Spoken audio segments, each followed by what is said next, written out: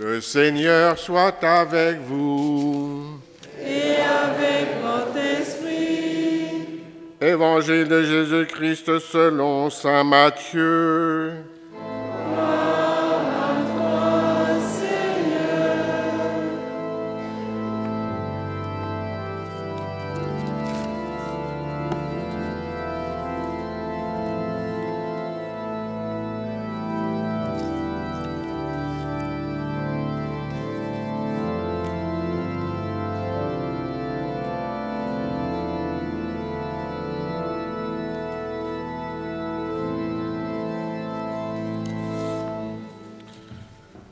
En ce temps-là, Jésus prit la parole et dit, « Père, Seigneur du ciel et de la terre, je proclame ta louange.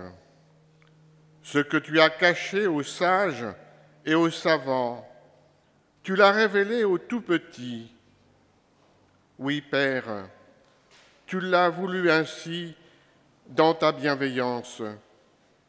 Tout m'a été remis par mon Père. Personne ne connaît le Fils sinon le Père.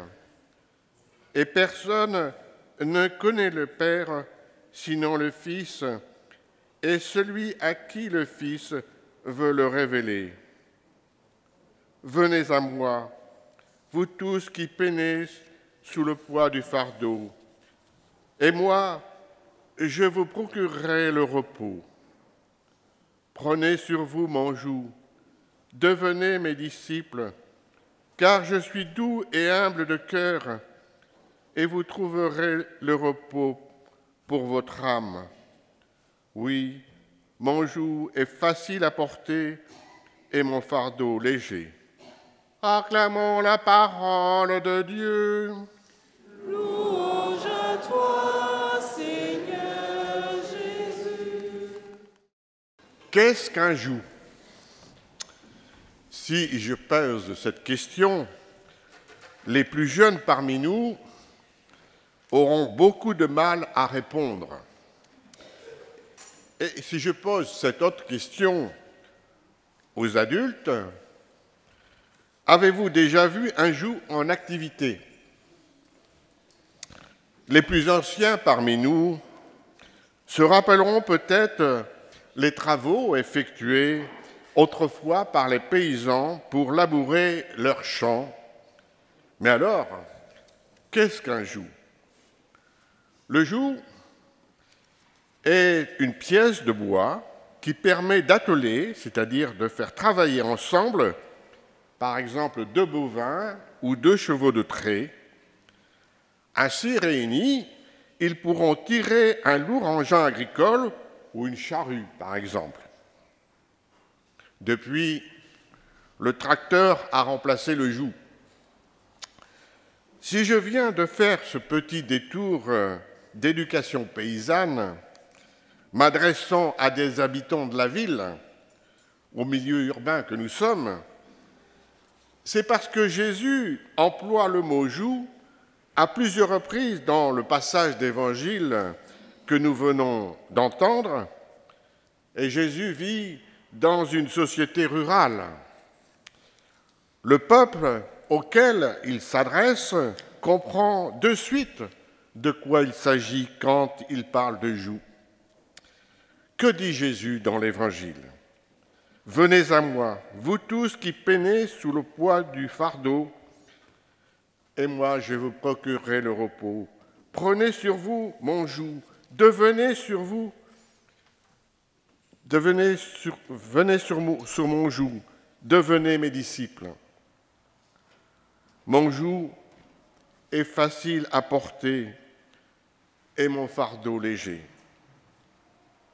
Les 2 chevaux ou les 2 bovins, lorsqu'ils tirent avec un joug une lourde charge, partagent le travail et l'effort. Ils sont l'un à côté de l'autre, ils avancent ensemble, ils multiplient leurs forces l'un à côté de l'autre. L'un et l'autre avancent ensemble grâce au joug. C'est ainsi que Jésus est à côté de nous. Il est auprès et à côté de nous sous le joug de nos vies. Il nous soutient lorsque nous sommes fragilisés, épuisés.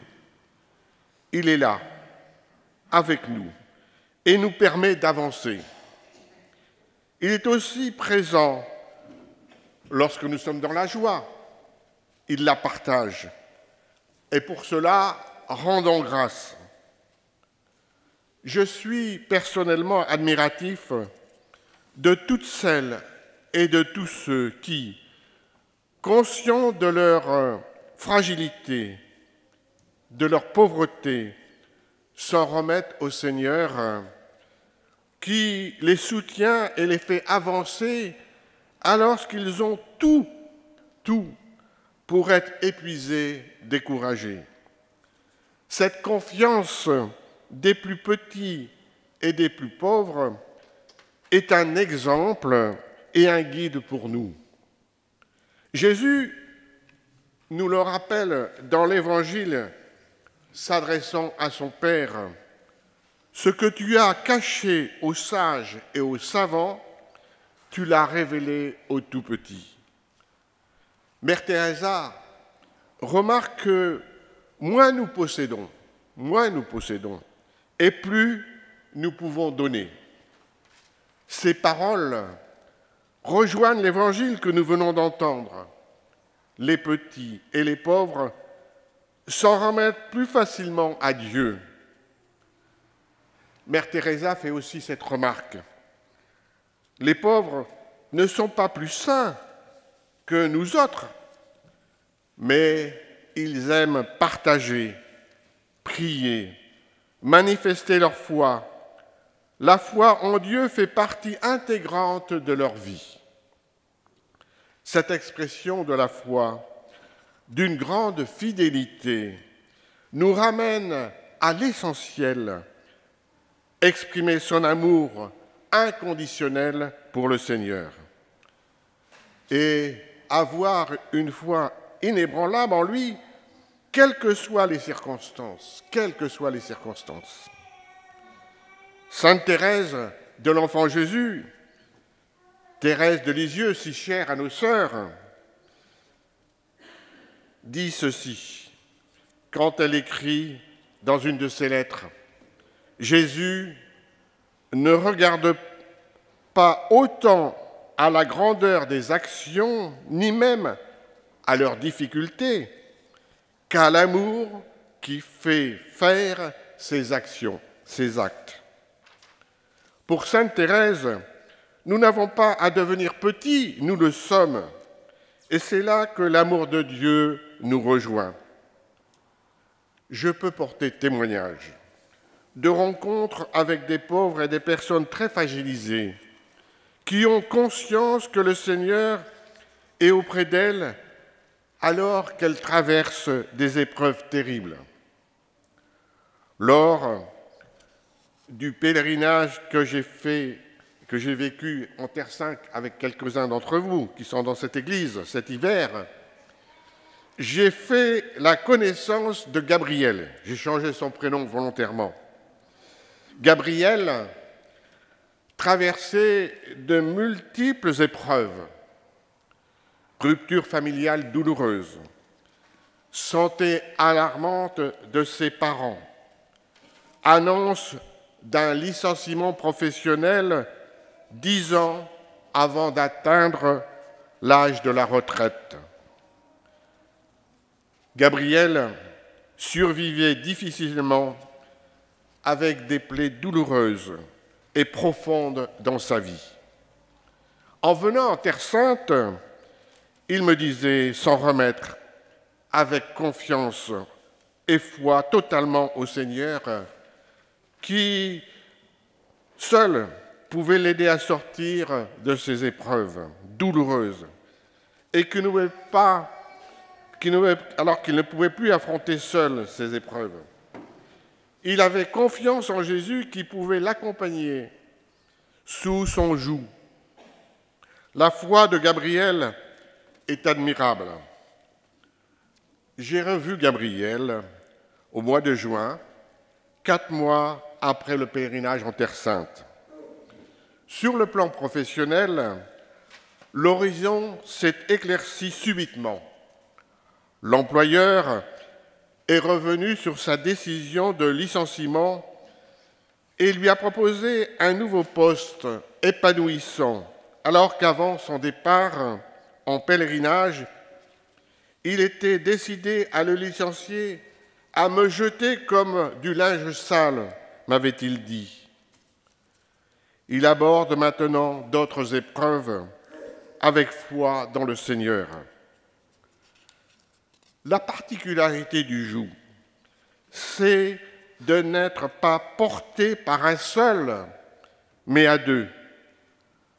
En proposant à chacun d'entre nous d'être avec lui sous son joug, Jésus nous invite à porter ensemble avec lui les charges de la vie.